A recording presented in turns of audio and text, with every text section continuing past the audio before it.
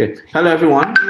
My name is Bakare Emmanuel, and I'll be taking you through a short run through of improving your machine learning workflow with containers. So just a little bit about me. My name is Bakare Emmanuel. I was previously a plumber at Demos, as I like to call it. Now I'm currently moving to a technology analyst role at Goldman Sachs. I'm a DevOps and Linux fanboy. I like running through things on the go, so you pretty much see that the slides are like non-existent. Run through the flow, make it as dynamic as possible, explain things as though you were actually trying to then tell it to someone. Makes the conversation a lot more interactive. I'm a general weird guy, so that's something I've been told a lot. I'm also on Twitter at Bakare. You can follow me there. As usual, it's Emmanuel Bakare, not Bakare Emmanuel, but who's counting? So today we're going to be talking about containers, right? So mind my typing. I type really fast, but then it makes it a lot easier to just walk through it. So what are containers, right? So containers, in essence, to just put it simply, you could think of them like, what do you call it? Like sandboxes, right? Containers are something like sandboxes. They're like pre-created environments on what do you call it? You could think about it like folders and files called images. Yeah. So basically, containers give you like this weird view of the world, right? So if, say, I had a box, right, and then this were like my container, right? There's another box inside that's basically called an image. So I'm going to bold in this with border colors, right? Then there's also another box inside that is now called an image, right? So this image is like the main thing where like everything exists. So this image right now could be anything. You could think about it in the same sense as when you are running Nginx, a couple other things, right? But the image is read-only, right? Just to keep it simple. So the image is read-only, but then the container is not. So like most of the things within the image, you basically can think about it as like they are constant, right? But then in the container, that's where you can now make changes to files. You get add more stuff, remove more stuff. So you could think of a container like a running image, something like that. You get. So it's pretty much like that. So to run a container, you need an image because the image basically runs off. Sorry, the container runs off the image, right? Those kind of things. They make it a lot easier to just understand. So technically, that's like a very, very, very basic example of like what a container is. So that means that whenever you want to run a container, you always need images. The images are all you need, right? I don't want to run through a lot on like what containers are, but I'm just going to give you like a very, very short intro of like how containers work. So, same pattern, right? So containers, and then, aside containers, you have things like container runtimes. So this one is just a very, very simple demo. So container runtimes are things like Docker, so Docker, right? There's also other ones too. There's Podman. There's Podman. There's another one too from Red Hat. There's also like another what do you call it? That's Rocket. So most of all these things are all container runtimes. So whenever you're running container images, you're running either a Podman built image or a Docker built image or a Rocket built image. But most times Docker is the most popular. So if you're ever running an image, it's most times Docker, right? For those who want to go a bit far, you can check out the OCI standard. So the OCI standard is what allows you basically now run a Docker image on Podman, right? But they both follow the exact same standard. Similar to like how there's a certain level of what do you call it? There's a certain process like how you run code in Jupyter notebooks, all those kind of things, right? There's always like a standard for everything so that you can, mix them together, interrelated, pretty much that. So this one is just like a very brief overview of like containers and container runtimes.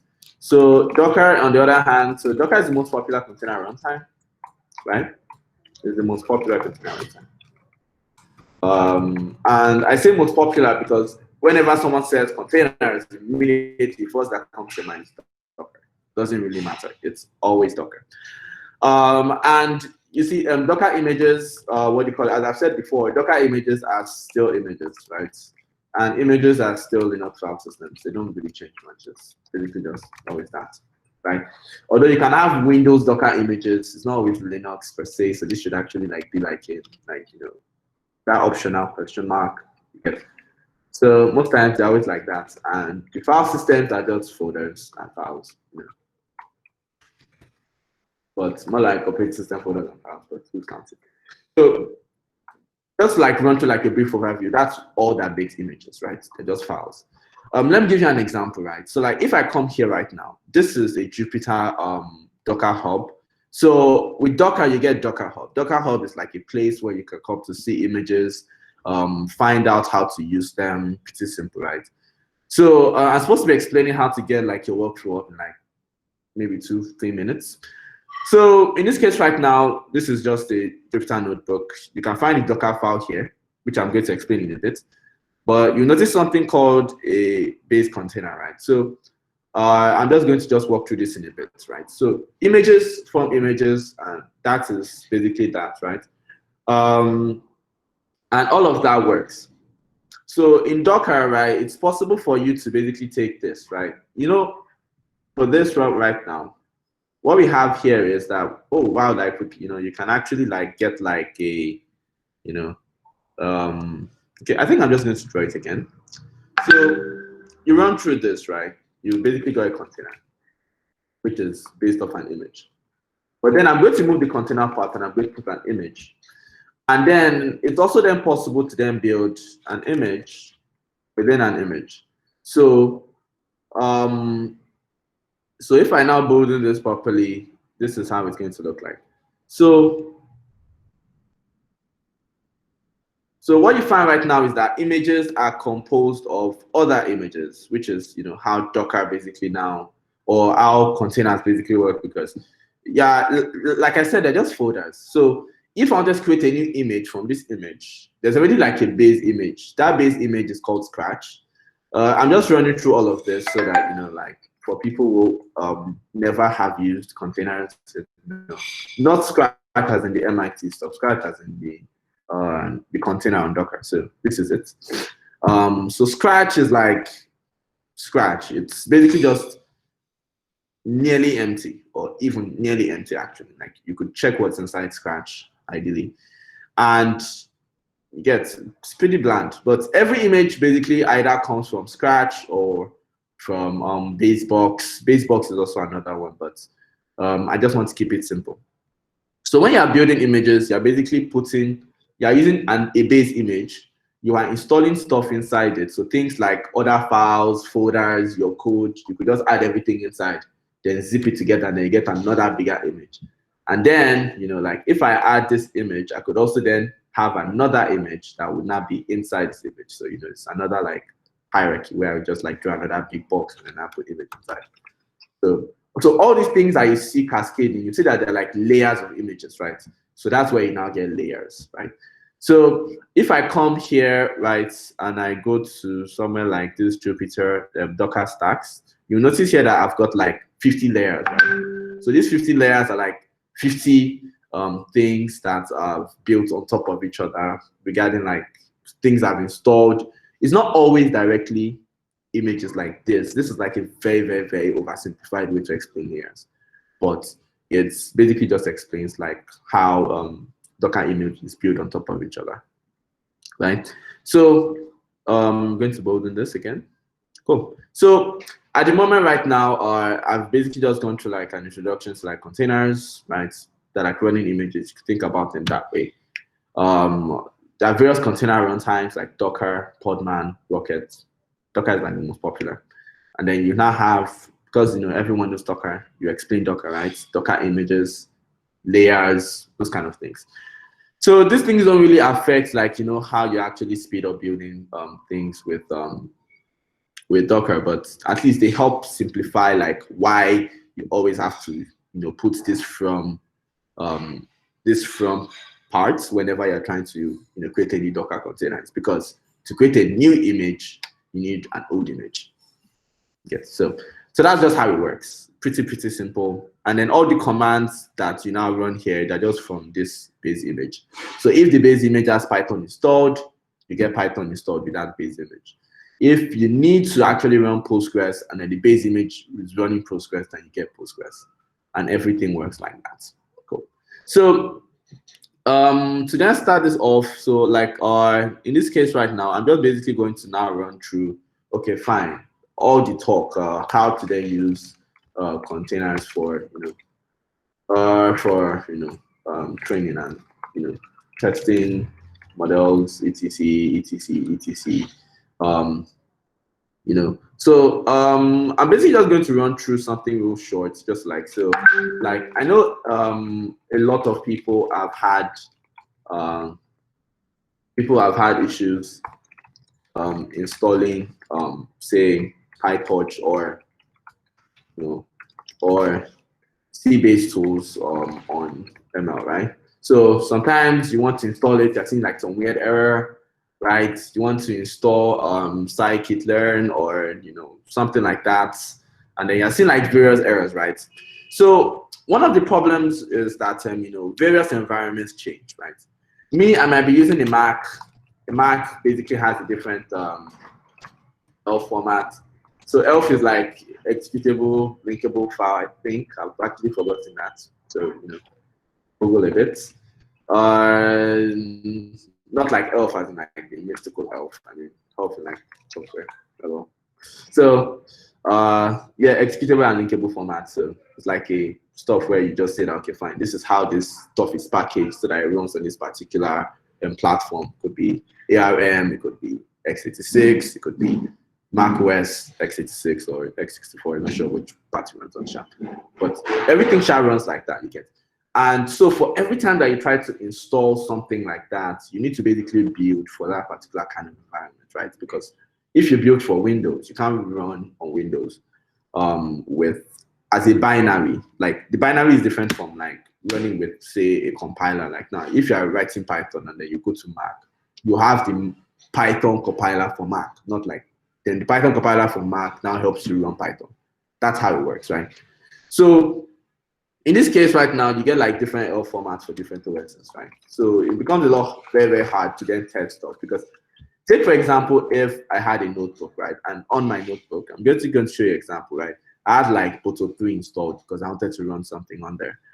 And then, you're writing it on your own environment, but then you don't have Boto 3 because why?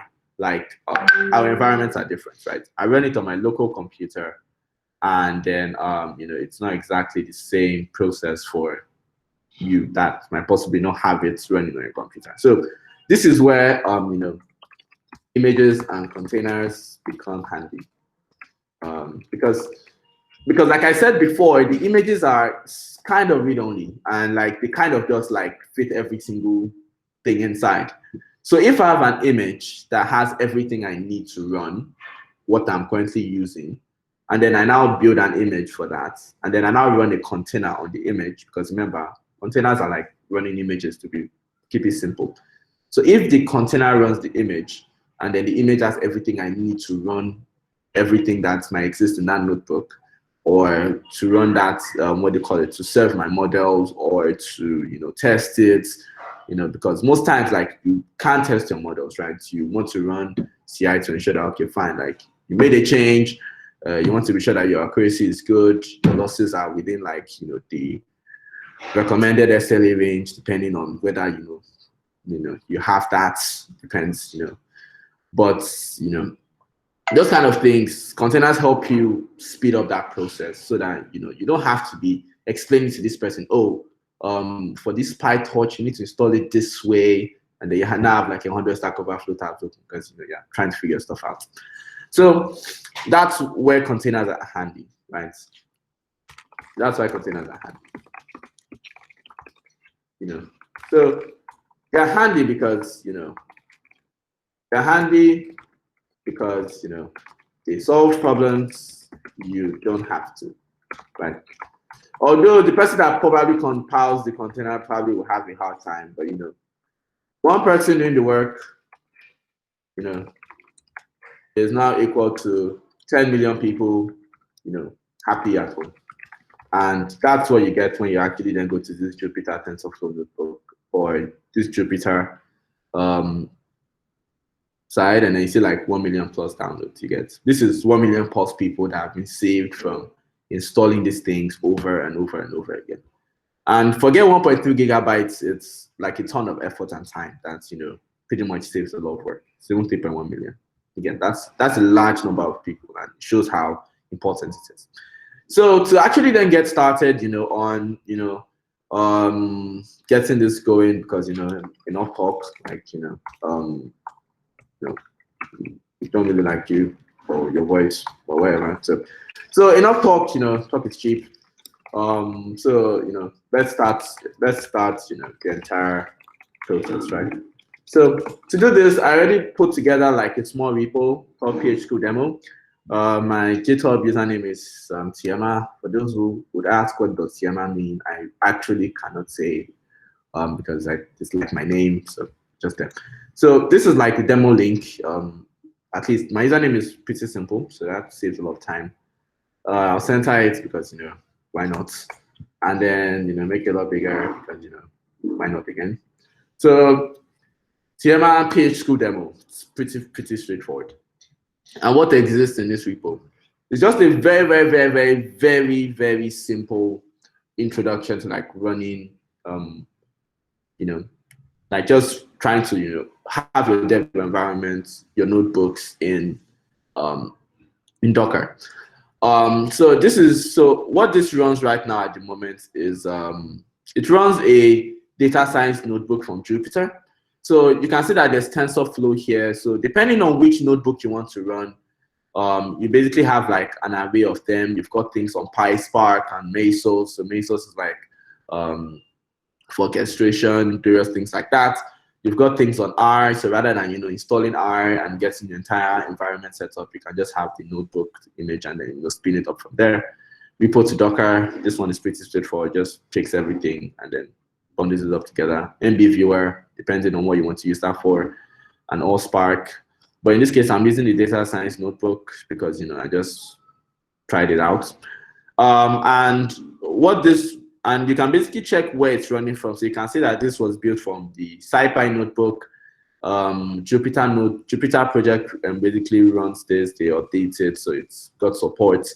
You can see it's got Conda installed and various other things like Julia, blah, blah, blah. So, you know, a lot of us who might have tried to install this might have been trying to install Julia and this, that, and, you know, 1,000 other errors that come from, you know, various things. This is just a one-way run. So I'm going to show you how easy it is for me to actually get everything running. If I switch to my terminal, right, I already had like a couple things running here. So for those who might ask, my terminal environment is Linux on ZSH. I run a Mac OS. You can see my username, which is, you know, quite arbitrary, Max MacBook Pro 10. You know, everyone pretty much has that these days, unless you change theirs. And I don't really know people who change theirs. And then if I run this, you see I don't have Conda installed. I don't have any. If I open up my Python, you know, this is not even never going to. If you tried installing TensorFlow on this, you would have quite a long. You know, okay. I don't have TensorFlow installed on this because, you know, I never install anything locally. Most of all these things I just run them on containers. So similar to what is here is what is in the repo. There's literally no difference. I didn't change anything. If you check the Celsius to Fahrenheit folder, you see that, okay, fine, like I have like a small notebook here. Everybody who has ever tried doing machine learning would have come across this. It's a very simple, what do you call it, linear regression model. You know, take Celsius to Fahrenheit. You know, most times you have the formula, but then you are given the sample data, try and generate a model that would, you know, accurately give you something from Celsius to Fahrenheit. And I'm going to run this using a small script that I already made.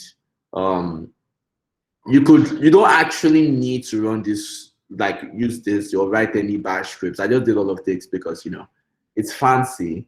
And why not show off? Yeah, I can write bash, you know, that kind of thing. So so basically this is the Jupyter Science data science notebook. So like I said before, right? when you want to run a container, you need an image. The image we are going to be using here is Jupyter Data Science notebook image, right? This is basically on what do you call it, on the Jupyter notebook, on the Jupyter Docker Hub account. It's public, hence why I can see it here. And that's all that needs to be known. I'm running it. So for containers, you can give your containers a name. This is a port. So basically what I'm saying here is that port 8888 on the container, move it to port 10,000 on the, what do you call it, on my computer. And I'll show you an example of that in a bit. Enable Jupyter Labs. So for those of us who might have used SageMaker or any other environment, we most times know about Jupyter Labs. And then, mount it. And then this one is just saying, take everything here and mount it in this folder. So the person who created the folder specified this as like the base directory for the Jupyter image to load from. And then, we run that. So for containers, right? So whenever you stop a container, say you are running the container and then your computer restarts, right? So the good part about containers is that, like, even though they stop, the things that you have in the container still stay. Because remember what I was showing before, I'll basically show you an example. Right? Remember what I was showing before is the running image, right? So it still stores everything that you've done. So even if you run a container, you lose it, you can still continue from there. It's not like everything you've done, say there was a particular file that was in your container, then it now stopped, and I'm like, the container is gone. It's not really gone, unless you specify a flag --, but that's just too much info. But here right now, if I run this, it's never going to go away. So my container, as far as my computer keeps running, would always have all the files I need, like forever, unless I delete the container or something bad happens to my hard disk. So it makes it easier for me to just keep on starting the same stuff over and over again.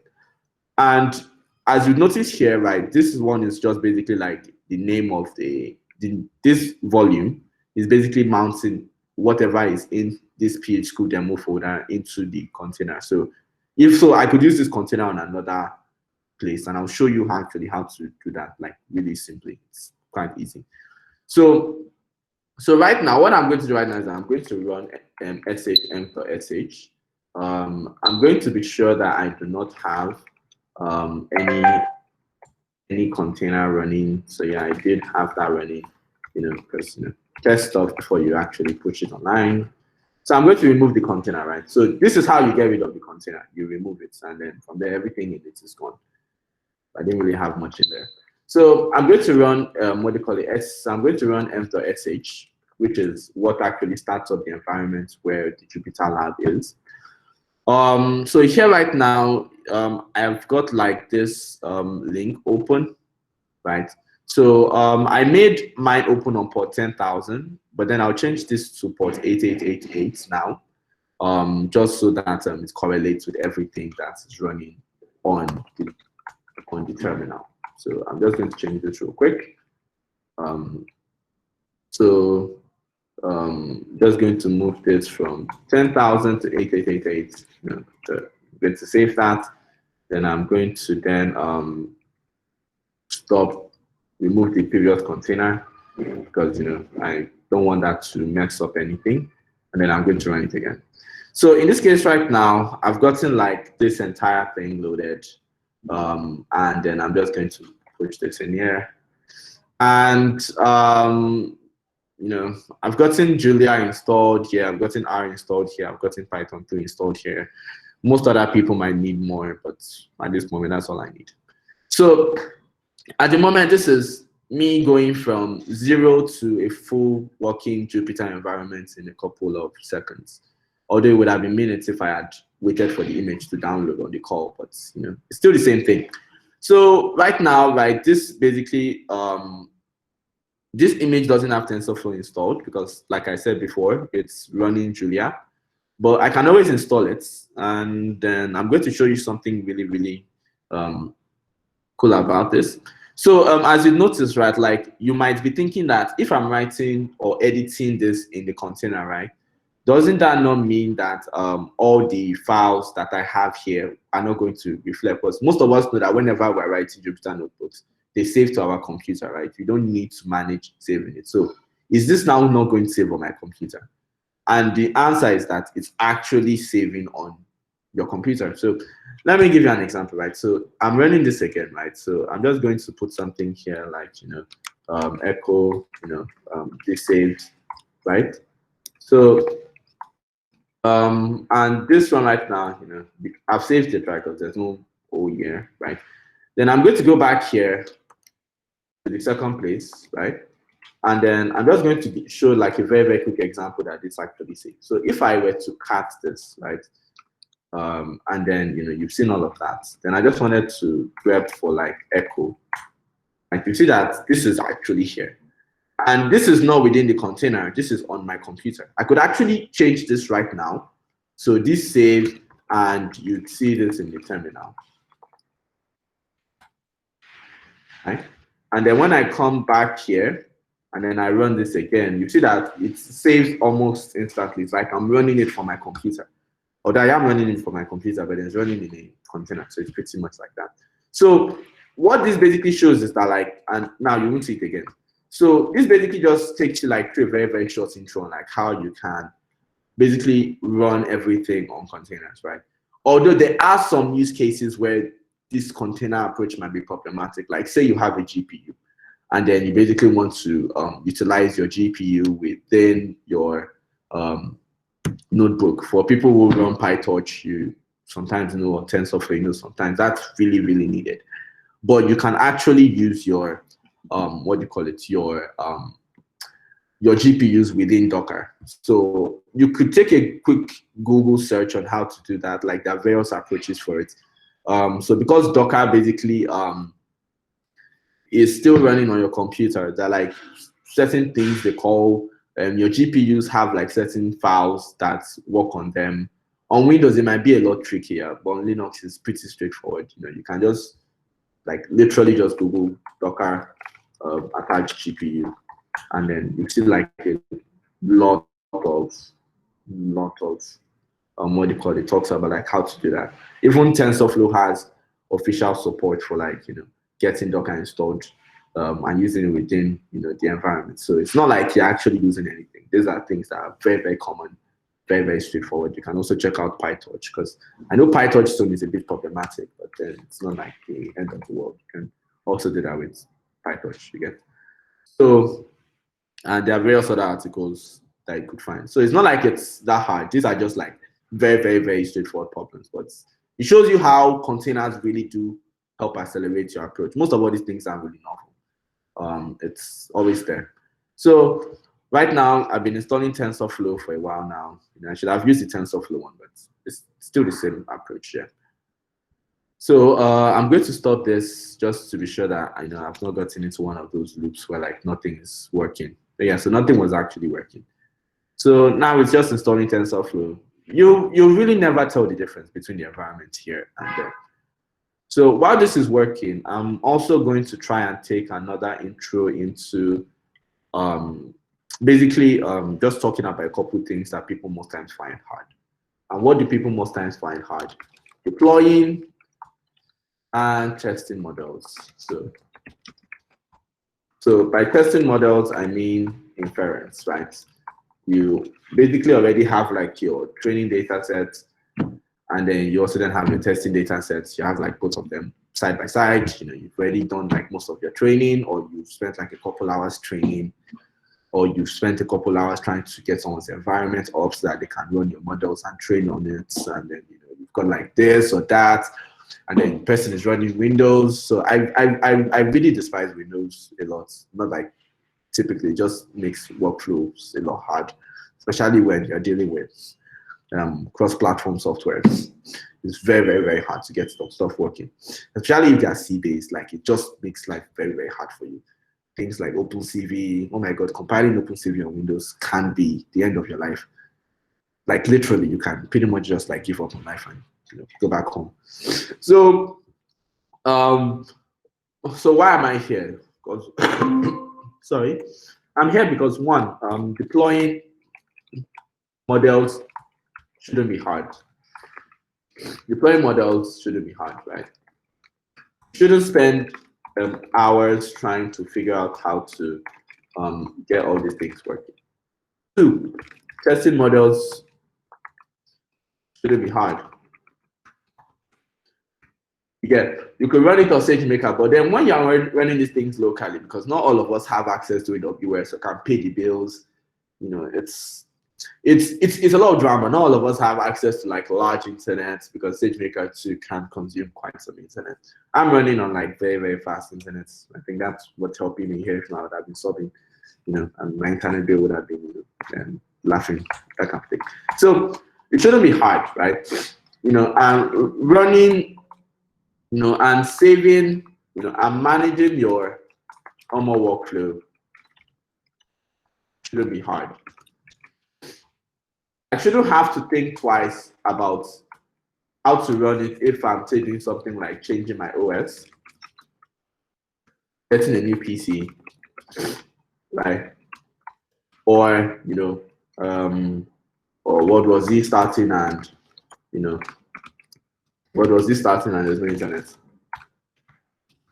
So like all these things shouldn't, you know, stop me from actually having to go from like 0 to 100 and like just to get everything working. I shouldn't have to think twice about making things run faster.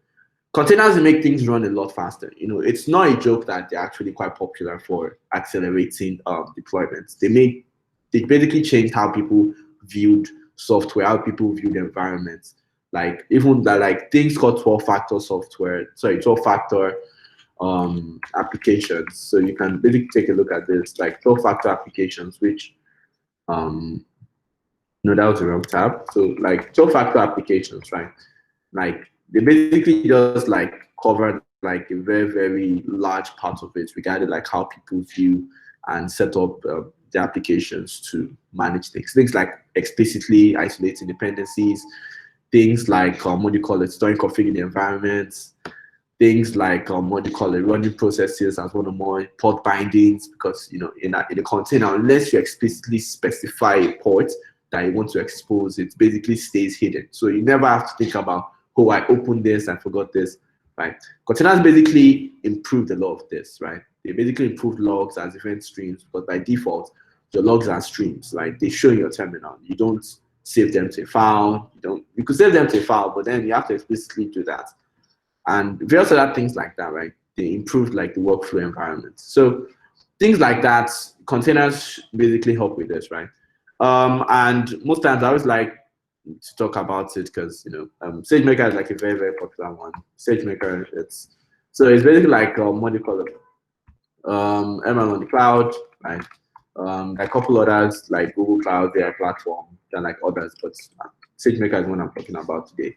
So, so why am I really talking about SageMaker? The reason why I'm talking about SageMaker is that SageMaker, what do you call it, has like, you can basically run containers for training and all that. For training, they have libraries, you know, for inference too. So it's not like for inference and, you know, deploying. So you can actually just use the SageMaker SDK to package your models, you know, and then, you know, use containers to then run them, so that you never really have to spend so much time on it.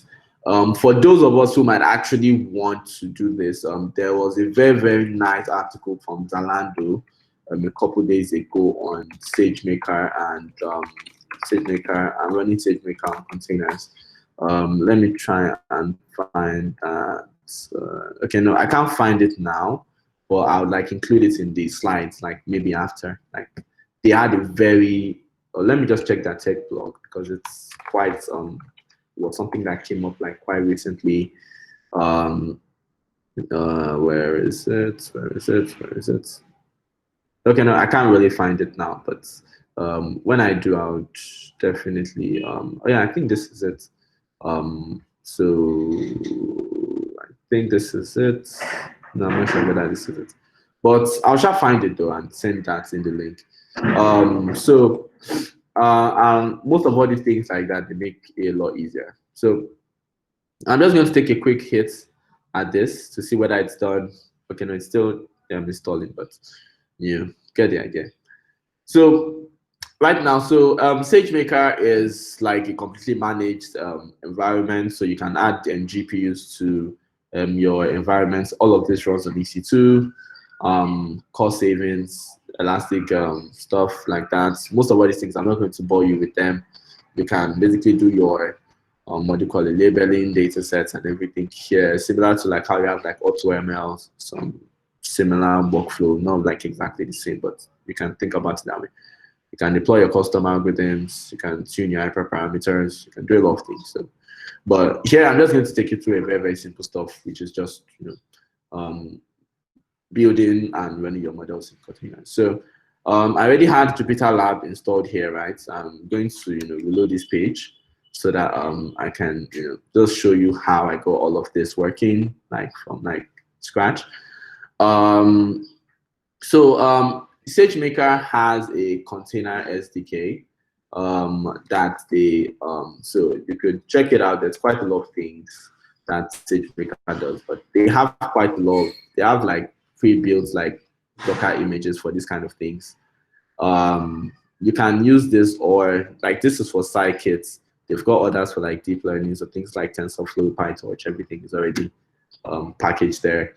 So I'm just basically going to show you where all of this is located, and that is on GitHub. So on GitHub, right, they have this examples called AWS SageMaker examples. So in this place, you've got like a ton of things that you could try out with SageMaker.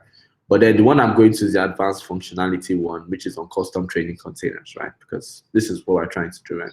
We want to basically take our understanding of it from trying to always run code locally on our computer to running them on containers, so that people don't have to ask us, how did you install this on your Windows computer when they're having problems? Sorry for the diss on Windows again, but it's just in my blood, because most times you never really experience that much problems on a Mac or otherwise. So right now, this is like just an example. So this is the one I'll be running today, basic training containers. And this is the SageMaker dashboard.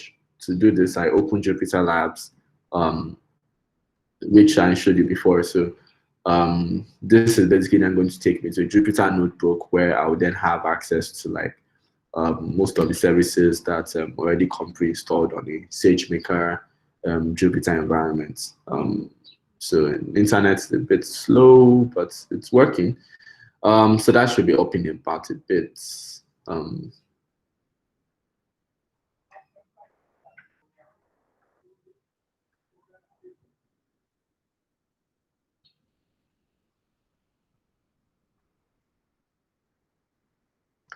Okay, internet's doing its thing.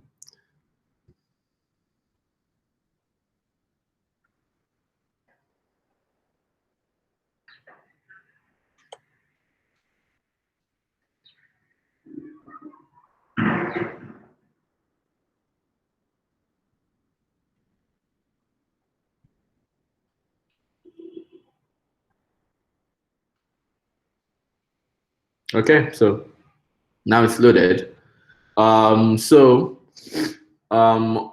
when this basically opens up, I'm just going to then do like a very quick example. Now I got all of this going. So SageMaker, like anything, is nice because it allows you to do a lot of stuff. You can see sample notebooks here, right? You can view basically like a normal collab environment, But what I'm then going to do here is so the way I did this is you can clone from a GitHub repo. So I just came to the Amazon SageMaker examples. I copied the GitHub link. I came here and I pasted that in. And this is literally how I got this entire this repo cloned. It's exactly the same thing. You see the timeline wasn't so bad. It was like an hour ago. So from there, you basically get access to all of this. It might take a while to load, depending on like how long it takes to index. But you see this like in a couple of seconds. I had a couple delays with it showing, but you shouldn't if yours is good. So you can go to advanced functionality, which is where you then see a custom training containers folder. And in this case, you see a couple of examples of like how to run this. I'm basically doing the most basic example because I every month to just basically see it work. I'm not doing anything custom here because it wouldn't make any sense to start writing tutorials. This one is extremely comprehensive. There are documentations to like how to build yours. So you can also then build containers with custom training algorithms, various cases that might need that, but I'm just doing a very simple one here. So for SageMaker, they have this. So in this case right now, I already created a role. So when you're trying to create a SageMaker instance, which I will demo just real quick, right? You basically provide a notebook instance name, which are like the most important things. You also create a role. So the role is what now gives you access to a couple things, because SageMaker requires access to S3 because that's where it writes most of after training, it writes the models to an S3 bucket. Inference writes the models there. Most of its data is stored in S3. So you would need a role with access to S3 and SageMaker. Most of the time, if you create a new role, they would already have one specified for you to run, to like do everything. So you don't have to start managing roles. You're not an AWS engineer unless you want to be one. And various other things like that. If by chance you want to add more permissions to say something like Glue or some other AWS service, you can specify that in there, but you can do the extra work to figure out what those role permissions would be. So in this case right now, all I do is that I first of all run this. So this uses Boto3. Boto3 is the AWS SDK what do you call it, on Python. So you can use that to then get like your region name, your role, all of that, the bucket you're storing to for your SageMaker session, etc. Pigmentize. So this one basically colorizes or pigmentizes. I'm not sure if that's actually a correct way to say it, but basically just like colors in the like what do you call it, files, so that they look a lot more fancier to look at. So if I run this, right, you see that, okay, fine, right, using the Ubuntu 16.04 base image. So remember what I was saying about images, right? To create a new image for your, what do you call it, for your training environment, because remember, we're using this container to train. You basically just use another base image, then you now slap stuff on top of it, and then you create a new image. So in this case right now, that's what we're doing, right? So we're installing a couple things like Python 3. We're also installing a couple other dependencies. All of this are Linux stuff that I wouldn't like to get into. Then these are like the main parts that we all understand. NumPy, pandas, scikit-learn, requests, HTTP, SciPy, nothing else out of the ordinary. And then the usual environment variables for languages, local, LD for linking, all of that. And then we now copy our code bases inside there. Then we run Python main.py. So all of this basically is done. The build scripts are rather generic. You never need to do anything, right? You just need to run these scripts, build and push.sh. This would basically run the build environment, create the new image, and then push that to an ECR repository for you to use. In some cases, there are public instances of this, but the tutorial allows you to do this, so I don't really need to start running through it. So this one right now builds and runs everything. This capture flag prevents build logs from showing in here. So if I run this right now, I've already run the image, so you are basically just going to see, basically just going to see that it's already ran. I didn't need to do anything, but already pushed it in there. So then I would use this to view the image. So I'm basically not doing anything more than just running through this, because this is not like anything special, right? Then this is the main.py. So all of us already write Python. So all this does is that, like, for the containers, basically SageMaker containers use a base part of opt.ml. So this is where you would store things like your API parameters and configuration, where your input data is, your resource config, various other things like that. You can view all of this, what do you call it, within the container if you want to. I think I could run this. I could actually show you a very quick example of like how to do that. So, so basically what you do is that you do a Docker run. You would copy the image here, right? then you would specify an entry point. So in this case, I'll check there will be tail. So I could tell, what do you call it? Something like /tmp/star and my entry points, if I'm doing this correctly. And okay, no, I actually can't do this in here because there are going to be a couple problems regarding execing into the image. But then what I can do is I can do an ls and then just show you like what's in up/ml.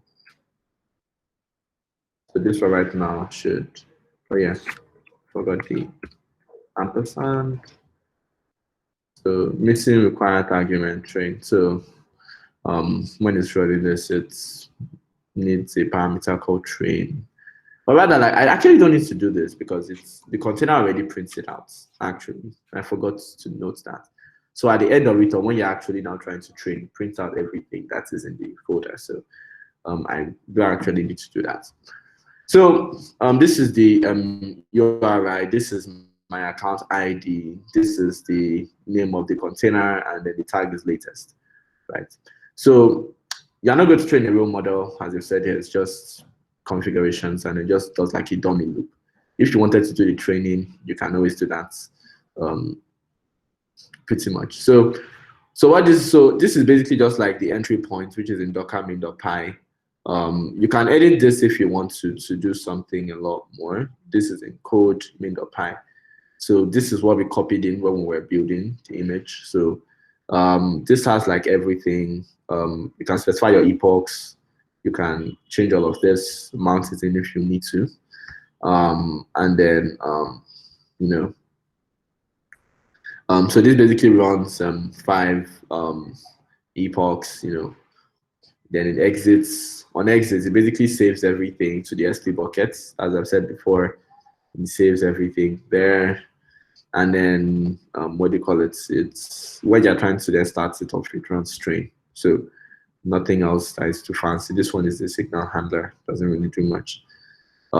So like running through all of this, right? All of this is pretty, you know, straightforward. So if I run this right now, this is basically going to move things to what do you call it? So this is like the S3 bucket containing the training data that we're going to use in here. So here right now, it's just what do you call it? They're using the what do you call it, SageMaker SDK. They're running an estimator, and then this basically creates a training job so that you can use your container to now run this on SageMaker. So if I do this right now, this one right now is going to run everything. It's just 5 epochs, so it doesn't take too long. So this one right now is running the training. You can see what the hyperparameters here are. You can see what the training data sets, what do you call it? Just specify the content type, the input mode. This could be different. It could be streams. It could be anything. So depending on how you choose to do that, you would get it that way. And then this is it just running. Then for resources, this one is just like what we're running in there. So most of all of this is pretty much straightforward, depending on like how you plan to use it. So most of the time, this is pretty much similar to like how we would handle a training use case, except for the fact that now we're saving everything to S3 so that we don't lose it. Because remember what I said before, when the container ends, the files stay in the container unless the container is deleted. In this case right now, they are going to delete the container. Here you can see it's attached to it. So there's something called Docker attach that lets you print out, that lets you basically have the shell environment here run the same as that of the container. So that's why we're like seeing all the logs coming out exactly in this manner. And then all of this is going to run, then it's going to be fine, and then to finish. So it's just like a very, very, very, very straightforward example of like just how easy it is to go from, because as you've noticed, right, SageMaker by default would have all of this installed. But then the beautiful part about the containers aspect is like normally you can federate easily, what do you call it, using instances. But then with containers, it becomes a lot more easier because all the dependencies are packaged into one place. So if you wanted to, split your training sessions into like multiple instances, things that you normally do with Spark for like, for data and all that, you can also then do that here, and it makes it a lot easier to then run those quite easily. So that's just like a very, very short intro to like how running with SageMaker would be ideal. Everything here works fine. Here right now is still exactly the same thing that I had before. Everything works exactly the same way when you're running them in containers. So just to like summarize.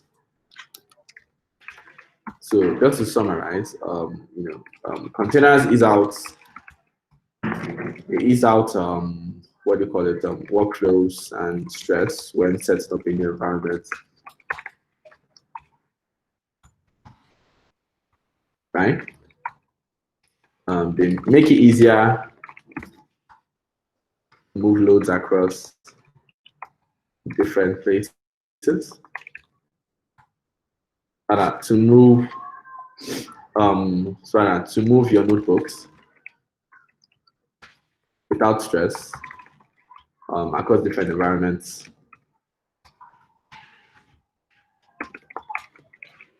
And then because that container that you saw there, I could actually run it locally. And then with SageMaker, it allows you easily run your builds on the cloud locally. So because you could run the container locally on your normal local Docker instance. So all of this is basically how SageMaker makes life easy for both you and your dev team, or all others that are trying to get all of this started. Thank you.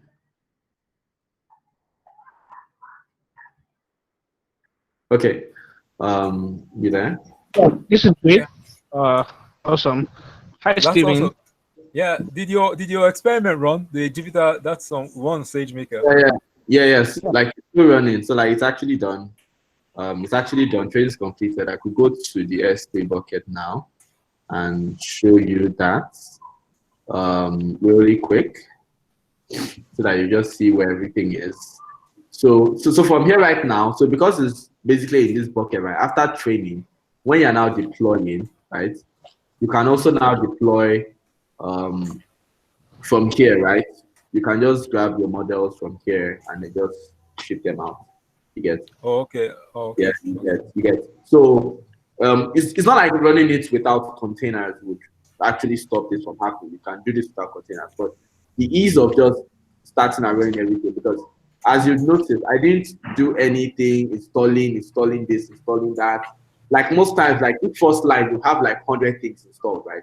You have that ampersand sign, pip install, TensorFlow, then you now go down again, various other libraries we'll be using, matplotlib. Although most times, like they come installed on SageMaker and Jupyter Notebook, but depends on how it goes. If it's not,